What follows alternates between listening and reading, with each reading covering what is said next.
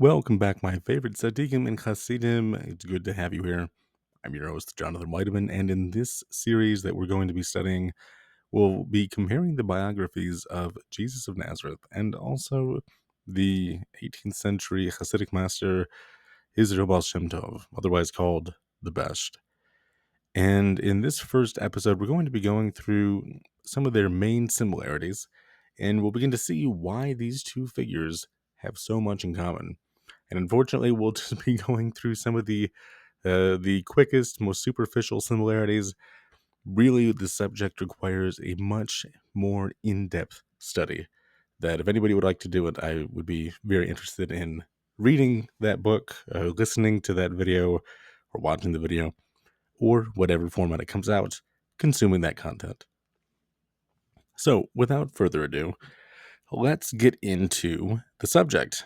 Now, as I said, there were many similarities between Jesus of Nazareth and the Baal Shem Tov, and for those who might not agree with that, well, you've come to the perfect series. So I guess to begin, I would like to lay down a few ground similarities, and then we'll go through, not quite year by year, but stage of life by stage of life, through of both Jesus and the Baal Shem Tov, and we'll begin to see that their biographies are very similar in some key ways.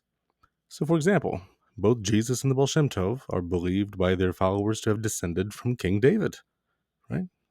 Interesting fact. There are times when both Jesus and the Besht suddenly vanished. They're in the middle of a crowd and whew, they vanish. They are also known to their followers as miracle workers and doers of chesed, that is, loving kindness. Their paths are mysterious and uncertain, their reputations enormous. And as I hope to demonstrate, Jesus and the Baal Shem Tov are not merely similar in their lifestyles and legacies. They're not distant cousins with only the past in common. Rather, they're soul-tied brothers beyond mere blood alone. Their Judaisms were founded on the same principles of simplicity, sincerity, and kindness, and their lifestyles reflected many of these same themes. They were revolutionary spiritual heroes in their own days, but are now considered by, liberal critical moderns and skeptics as legendary folk heroes of a bygone era. Yet, for the faithful, their words ring true not just horizontally across time to those of their own day, but also vertically into the future, into our own day. Now, some of what they taught even seems prophetic as we watch with hindsight how, their futures, which are our pasts, unfolded, confirming their spiritual insights and validating their sagacious warnings. So I'd like to move into now the section here, which I've titled Gone Without a Trace. Professor Elie Wiesel remarks about the Baal Shem Tov. He says, the works attributed to him, the Shivkei Besht, the Keser Shem Tov, or Keter Shem Tov, the Tzvat HaRibash, really belong to others. His apocryphal letters have been questioned more than once. There remains of him no portrait, no document, no signature constituting irrefutable evidence that behind the legend there was a man, a face, a consciousness. Perhaps this was but another way for him to emphasize his contempt for things written. Now, I don't completely agree with Professor Wiesel, as prolific as he was and as respectable of a scholar as he was, but still, it is interesting, some of his comments, because this sounds very similar to what Professor Joseph H. Lynch, a scholar of early Christianity, writes about the historical Jesus. He says we need to get a grasp on how, rather than what, we know about Jesus. He wrote nothing that has survived, although in the 3rd century some believe that he had written a letter he had written to King Agbar of Edessa. But what was written about him and when? In the first 100 years, about 29 to about 130 after his death, a few believers and a few non-believers wrote about him. But if we put aside for a moment documents that 1st and 2nd century Christians wrote, the sources about Jesus are sparse. Likewise, Professor Paul L. Meyer draws the same conclusion about Jesus' mysterious life. He says, he wrote no book, and the book about him now has several billion copies in print in 1,000 languages, and yet no one ever wrote his biography in our sense of the term. 2 of the Gospels are silent on his birth, and of the some 30 intervening years, we know next to nothing. Now notice that both the Baal Shem Tov, also called the Besht, and Jesus have no portrait, no confirmable handwritten documents, no irrefutable evidence of almost anything about them. Secular historians digging into the life of Jesus are often left with little reliable information, from their perspective anyway, and often are left to wonder or guess what something or someone must have been like. And for the religious scholars of Jesus, the same evidence is used as the secular historians, yet the Gospels are generally held to be authoritative accounts of Jesus' biography. Now, this also happens to be the case with secular historians' attitudes toward the historical Baal Shem Tov. Frustrated by his elusiveness, they fight him. Some go so far as to deny his very existence. They would like us to believe that he was, well, quite simply, invented by his disciples, whose own existence they fortunately do not doubt. Others, to restore the balance, claim that there were actually 2 Baal Shem Tovs and that the Hasidic movement was founded by the other. Controversies, confusion of places and dates, paradoxes. The Baal Shem Tov's legend abounds with him. And likewise, even progressivechristianity.org and ex-Episcopalian priest Harry T. Cook suggest a theory that some secular scholars, have also put forth in modern times. He says, if you had not been culturally conditioned to think of the New Testament as unitary documents, but rather as the sometimes random collection of fragments based on various oral traditions, you would not necessarily see the various multiple Jesuses as one person. You might wonder if the Jesuses of the first century Gospels were fashioned into a composite character. Now, what if that wonder is a fact? Now, my first reading of Professor Elie Wiesel's quote reminded me of a lecture by Reza Aslan, who spoke about the difference between the Jesus of history and the Christ of faith. Now, perhaps these 2 Beshts, or Baal Shem Tovs, are the Rabbi Israel of history and the Rabbi Baal Shem Tov of faith? To the Jewish people, though, they are one and the same. Yet, now returning to Jesus, is it really necessary to divide the man into a Jesus of history and a Christ of faith, resorting to spiritual materialism on the left and traditional Christian orthodoxy on the right? Is there really such an irreparable divide on how we can possibly understand Jesus that some people now claim that there were 2 or more Jesuses? Many, if not all, of the problems that provoked modern liberal theologians to divide Jesus' character disappear when we understand Jesus in his authentic historical and Jewish contexts. Now, regarding the birth of the Baal Shem Tov, Elie Wiesel writes the following. He says, the exact date of his birth has not been established. 1698, according to some, 1700, according to others, as though it made any difference.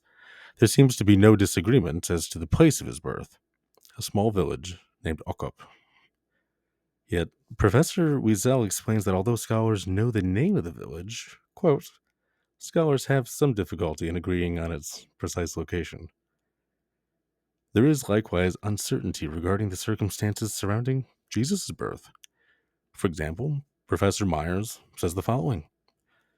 Quote, some archaeology can supply hard evidence in place of the flimsies of literary fantasy, and efforts have been made to locate Mary's childhood home in Nazareth, as well as the house she later shared with Joseph and Jesus. But the results are much disputed. Professor Meyer proceeds to discuss in his book the various places which the Catholic and Orthodox churches have identified as historical sites of Jesus' birth. Yes, historical sites, plural, of Jesus' singular birth. He explains that these churches dedicated time and gold to erect enormous shrines on places where they believe Mary received the news about her virginal conception and where Jesus was born. However, He says that these are unreliable locations because they are, in part, based on apocryphal legends about Mary and Jesus, which come from long after the events occurred, sometimes centuries later. Another reason was due to centuries of warfare in the region that damaged the sites, making dating, excavation, and examination difficult.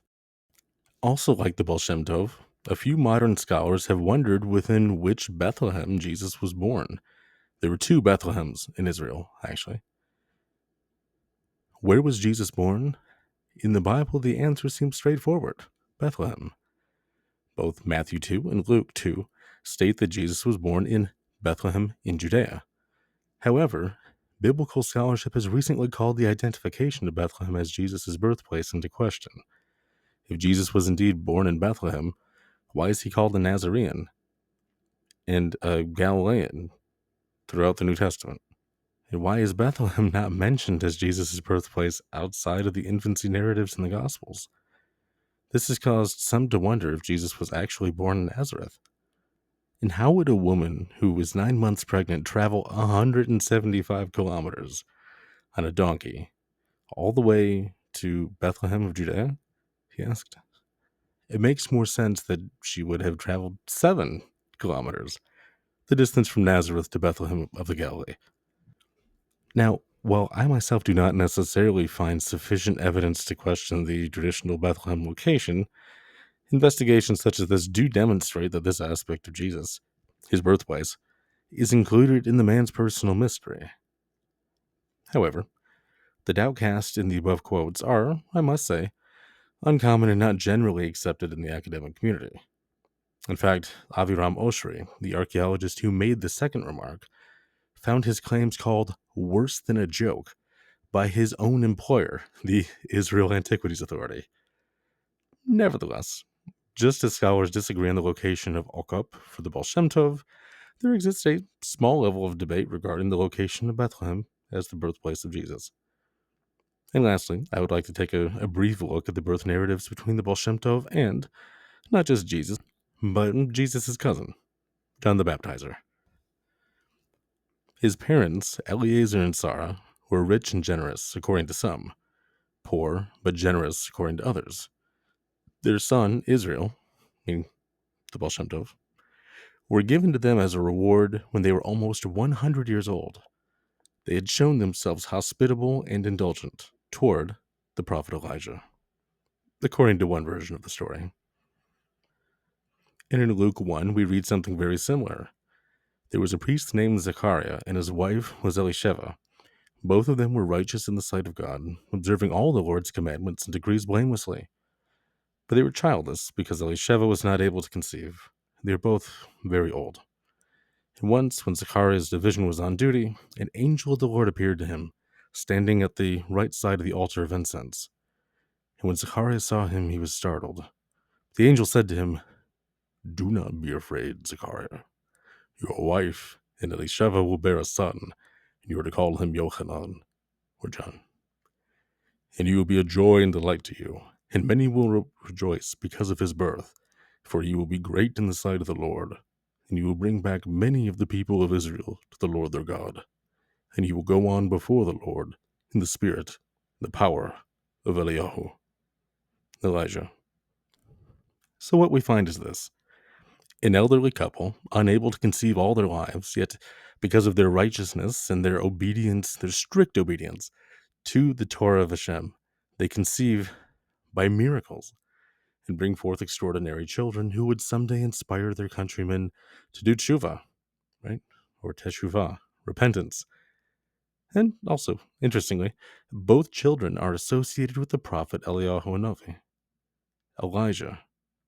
And while the birth of the Baal Shem Tov is not similar to Jesus' own birth story necessarily, with the possible exception of both parents being poor, which, let's be honest, this is quite common of most parents, especially back then, we do find that the Besht's birth is similar to Jesus' cousin John, or Yochanan, who many thought was going to be the Messiah. It goes to show that this was the very reputation that both children had before they were even born. And this was the reputation that Jesus was aware of when he came to John at the Jordan River. And needless to say, Jesus grew up in a wondrous family accompanied by miracles and obedience to the Torah, just like the Baal Shem Tov. Little is known about the Baal Shem Tov, but from our sources, he appears to have lost his father at a young age and resorted to manual labor in order to survive. Quote, "We're confronted with mystery again in all references to his childhood, his education, his family life, etc. Orphaned and destitute without a friend, he practiced all trades, a tutor, beadle, ritual slaughterer, or shochet. Somewhat clumsy and absent-minded, eccentric, he lived on a meager subsidy from the community. He was still very young when the community took the first opportunity to get him married. But soon after the marriage, his wife died, and he reverted to his former marginal, introspective existence and waited for a sign. There is a possibility that Jesus was likewise left fatherless when he was a young man.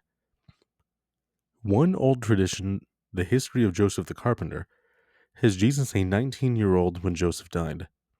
That is very possible. In that case, if Joseph had married between the ages of 25 and 30, he would have died when he was nearly 50, which was about the average life expectancy for the time, though many lived longer. Many have also enjoyed speculating whether or not Jesus himself ever married, and from a plain reading of the canonical Gospels, there's no indication that he was. However, given that we are only informed of his adolescent life and short middle-aged ministry, one theory can safely, within the traditional view of Jesus, without stepping on toes or violating scriptural verses. Scriptural, of course, referring to New Testament verses. Now, just as the first wife of the Baal Shem Tov had died early on, when the Besht was only a teenager, is it not also possible that Jesus married young, but his wife died as well? Could Jesus have married and been widowed between the ages of 13 and 29?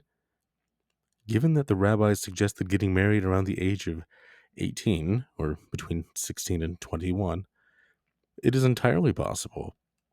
But given that this is merely speculation, discovering the nature of this theorized relationship is utterly impossible, and the search for it kind of pointless. Yet it does seem clear that Jesus did not have any male children because they would have eventually held a place of high regard among the disciples, and probably would have ended up becoming the next chief rabbi of the Nazarenes once they came of age. However, we do not find this happening, or if we know of this person's name, we don't understand that this is the person who's in charge as an heir of Jesus' ministry or something like this. There are, in fact, no known legends anywhere that record such a thing ever happening. Rather, Jesus' brother James takes over with the help of Peter as James's right-hand man. And is it possible, though, that Jesus had been married and had fathered daughters? Yes, it is. If we suppose that Jesus was young when he married, let's say 16, if he had a daughter a year after his marriage, then Jesus' ministry at age of 30 years minus Jesus' fatherhood age of 17 years equals 13. Girls are eligible for marriage when they turn 12 years old, and very young marriages were pretty common in ancient times, although definitely not today. So given this math, it's conceivable that Jesus may have married, fathered a daughter, given away his daughter in marriage, and was widowed all before he turned 30 and began his public ministry. Yeah, while I enjoy thinking about this possibility of this being the case, I don't really believe it's very likely. If Jesus began his ministry in his mid-40s, it's my opinion that this scenario would be much more believable.